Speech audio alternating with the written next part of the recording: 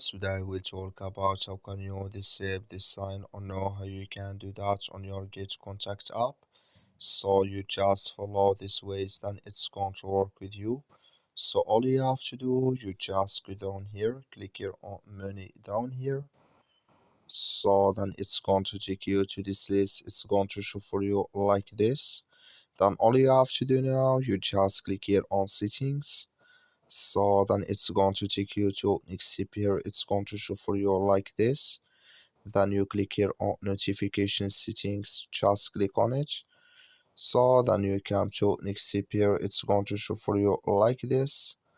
So then you come here to get notified when get contact has answered your tickets here. Click in this sign or this color. Like you see color, it's gone. That's mean it's disabled with us now. That's all you have to do. That's all. Thank you for watching. Don't forget to support us by like and subscribe.